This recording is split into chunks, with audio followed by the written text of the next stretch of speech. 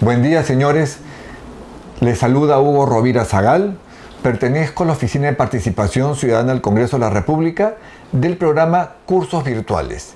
Y hoy me toca hablarles a ustedes del curso Control Político y Relaciones Ejecutivo-Legislativo, que muchos ciudadanos creen que no hay mucha relación, pero hay bastantes relaciones. Hoy me toca hablar sobre el control político, que es una de las tres funciones que tiene el Congreso. Acuérdense, la primera es la función de representación, la segunda de legislación y la tercera de fiscalización y control político. Hoy nos toca hablar sobre el control político. ¿Y qué es el control político? ¿De qué se trata este procedimiento de control político? Pues bien, este control político son los actos que toma el Congreso de la República para controlar políticamente ¿a quién? Al Poder Ejecutivo y a los demás órganos del Estado, pero sobre todo al Poder Ejecutivo. ¿Por qué sucede esto de aquí? Porque en un Estado el Congreso es el contrapeso político que evita que justamente el Poder Ejecutivo se exceda en sus funciones. El Congreso, en base a diversos mecanismos que tiene, se encarga de controlar, de supervisar que el Poder Ejecutivo no exceda sus funciones, no vaya más allá de lo que manda la Constitución y las leyes, que cumpla con sus funciones. Entonces, de eso se encarga justamente el Congreso de la República. Y para eso utiliza diversos mecanismos. Por eso, cuando los ciudadanos elegimos un parlamento, en el parlamento existen mayorías y minorías. Por lo general, o muchas veces, las mayorías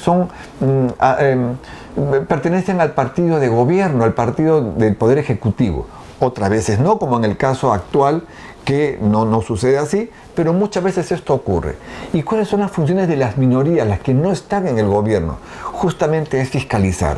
En la democracia, principio general de una democracia es mayoría manda, minoría fiscaliza. La minoría se encarga de ver, en base a diversos mecanismos, que el Poder Ejecutivo cumpla sus funciones de acuerdo a lo que ofreció, tanto en el mensaje al Congreso que hace el Presidente de la República, como en los mensajes que hace el Consejo de Ministros a la hora de la figura de la investidura, que ahora vamos a hablar de eso también. Entonces, el Congreso es un ente fiscalizador que tiene que controlar que el Poder Ejecutivo, que el gobierno no se vaya más allá de lo que ofreció, o que cumpla con lo ofrecido, pero que cumpla con lo ofrecido de acuerdo a dos temas importantes, a la Constitución y a la ley. Y justamente este control político está clasificado en tres grandes rubros. Y lo tenemos a través del control preventivo, el control represivo y el control funcional. Estos tres rubros separan claramente estos mecanismos que tiene el Congreso de controlar políticamente ¿a quién? Al Poder Ejecutivo. En uno de ellos buscando responsabilidad política, en otro es coordinando con el Estado para que las cosas funcionen muy bien, en otros haciendo controles posteriores. Pero en fin, vamos a explicar uno por uno. Vamos a hablar primero del control preventivo. ¿Y cómo funciona este control preventivo? Justamente comprende los mecanismos de coordinación y control en la formación del gobierno. ¿Cómo funciona esto? Cuando el Poder Ejecutivo o el representante del Poder Ejecutivo, que es el Presidente de la República, nombra a un nuevo gabinete, elija a un nuevo Presidente del Consejo de Ministros y con él a un nuevo gabinete, este gabinete está obligado a venir al Congreso una vez que juramenta el cargo dentro de los 30 días naturales después de haber jurado el cargo. ¿Para qué? Para decirle al Congreso cuál es su plan de gobierno, cuáles son las políticas de gestión que va a tener, ¿no? Las políticas de actuación. Entonces le dice al Congreso, este es mi plan, Congreso. El Congreso, ¿qué hace? Lo escucha, ¿no? Y esto genera un debate. Al final del debate, el presidente del Consejo de Ministros le pide al Congreso una cuestión de confianza. Pido tu confianza, Congreso, luego de que has escuchado mi plan de gobierno. El Congreso, luego de un debate largo, entonces verá si le da o no le da el voto de confianza. Lo digo en resumen y después te explico el procedimiento. A la hora de que le da la confianza, entonces existe entre el Congreso y el Poder Ejecutivo una corresponsabilidad política. ¿Esto qué significa? Que a la hora de otorgarle la confianza se produce ipso facto la investidura. Ya ellos pueden ejercer con tranquilidad. Si en caso el Congreso no le da la confianza, le niega la confianza, entonces ¿qué se produce con esto? Una censura. Censura al gabinete y el gabinete se tiene que ir del Poder Ejecutivo. tiene 72 horas para renunciar y el presidente de la República aceptar la renuncia y elegir un nuevo gabinete. ¿Esto qué significa? Que el Congreso no estuvo de acuerdo con ese plan de gobierno. En el caso de que el Congreso censurase a 2 gabinetes dentro de los 4 primeros años de gobierno, entonces el presidente de la República, por mandato constitucional, puede, no es que lo tiene que hacer, puede cerrar el Congreso. ¿Cómo funciona esta figura entonces de la investidura?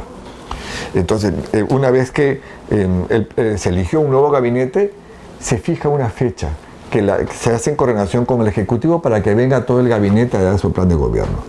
Una vez que termina el plan de gobierno, la exposición de este plan y termina el debate, el presidente del Consejo de Ministros pide la cuestión de confianza y el Pleno del Congreso puede votar la confianza en esa sesión o en la sesión siguiente, de acuerdo a lo que haya acordado la Junta de Portavoces o el Consejo Directivo o el Pleno mismo. Si se vota en la misma sesión, entonces, si es que la aprueban, existe esa corresponsabilidad política. Y esta es la figura de la investidura. Importante porque es una relación de coordinación entre Ejecutivo y Legislativo. Antes de la figura de la investidura hay reuniones que se dan siempre entre ese nuevo gabinete con las fuerzas políticas representadas en el Congreso. ¿Para qué? Para llegar a un plan de gobierno consensuado. ¿Por qué? Porque debe existir una corresponsabilidad y un trabajo en conjunto entre las entidades, entre los poderes del Estado. ¿Por qué? Porque el Congreso es el intermediario entre la sociedad y el Estado. Recoge los requerimientos de la sociedad y los traslada hacia el Estado. Ese es el trabajo, el gran trabajo del Congreso. Pero también, como yo les decía, es el contrapeso político. Está supervisando que haga bien las cosas, que cumpla con ese plan de gobierno que ha presentado al Congreso. Por eso se produce esa figura de la investidura, importantísima dentro de los mecanismos de control político y está dentro de esta primera gran clasificación dentro del control político, que es el control preventivo. ¿Ok? Entonces,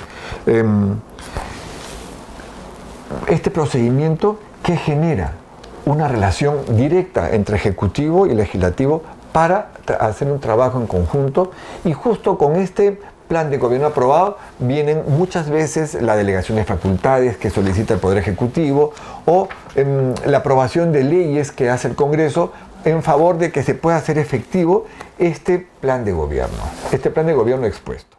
Congreso de la República y Participación Ciudadana, el ciudadano es primero.